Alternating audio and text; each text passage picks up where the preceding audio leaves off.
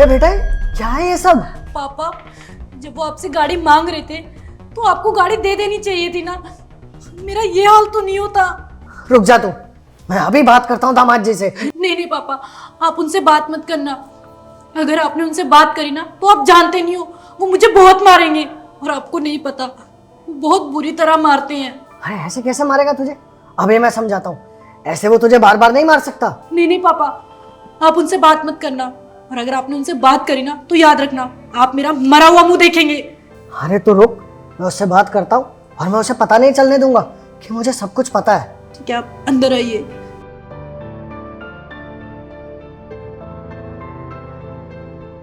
मैंने किस घर में अपनी बेटे की शादी करा दी? इन्होंने तो मेरी बेटी की जिंदगी नरक बना के रख दी है। और ससुर जी प्रणाम। आ गए आप सिर्फ एक मिठाई का डब्बा लेकर।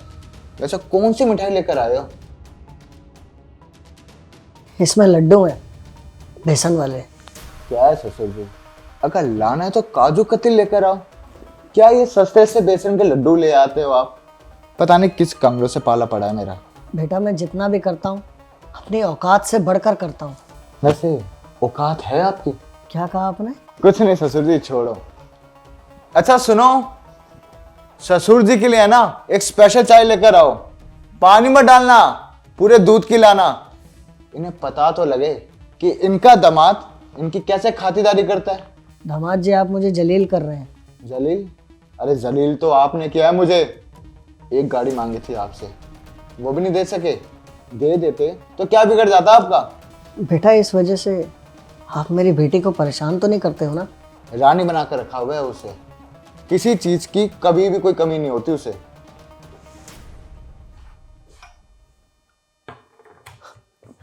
बेटा तू खुश तो है ना? हाँ पापा, मैं खुश हूँ।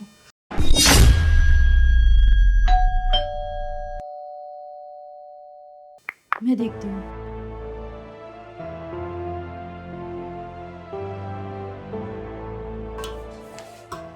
वो सिलेंडर था आपका।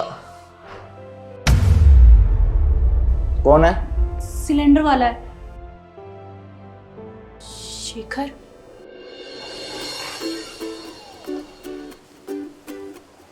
अरे आ गए बेटा तुम? हाँ जी अंकल जी, प्रणाम। प्रणाम प्रणाम, बैठो। और अंकल जी कैसे हो आप? मैं ठीक हूँ बेटा। लो बेटा चाय पियो। वैसे तुम करते क्या हो? अंकल जी वो किराने की दुकान है और सामान और सिलेंडर इधर उधर पहुंचाता हूँ। चाय रख, चाय रख और खड़ा हो। अरे तूने सपने में भी कैसे सोच लिया कि तेरे जैसा 2 कौड़ी का किराने की दुकान वाला मेरी बेटी से प्यार करेगा और उससे शादी करने के सपने देखेगा? हाँ अंकल जी। पापा ये क्या कह रहे हो आप? मैं प्यार करती हूँ शेखर से।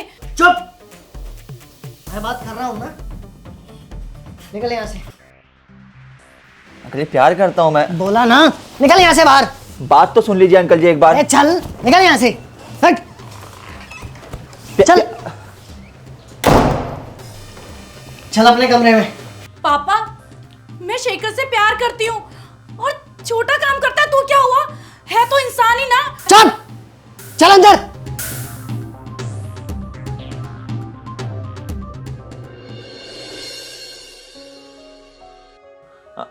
मैम सिलेंडर आपका। अंदर अंदर रख दो।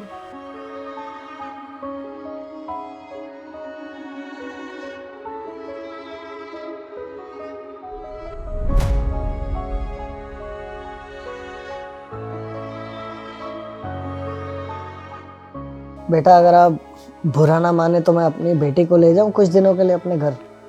ऐसा है जी, ये कहीं नहीं जाएगी। अगर ये चली जाएगी तो घर का काम कौन करेगा? आप? बेटा ज्यादा दिनों की बात नहीं है, बस 2-3 दिन की बात है। ससुर जी मैंने एक बार मना कर दिया ना, और मैं इसे आपसे मिलने दे रहा हूँ, यही बहुत बड़ी बात है, समझे?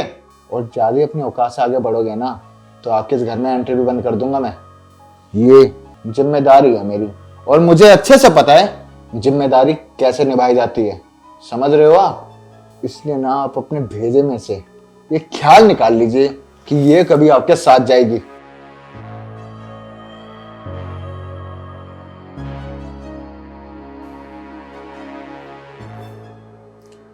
सिलेंडर लगा दिया मैंने, मैं जा रहा हूँ।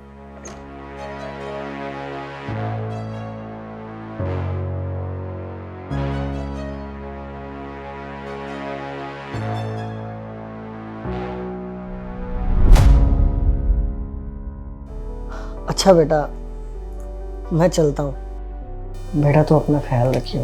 अरे मैं हूं ना इसका ख्याल रखने के लिए। प्रणाम, जाइए। अच्छा।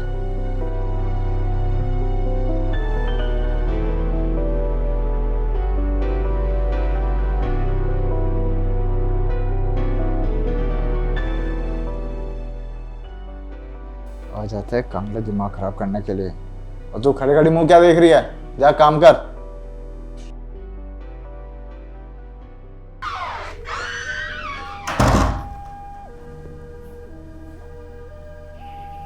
शेखर बेटा।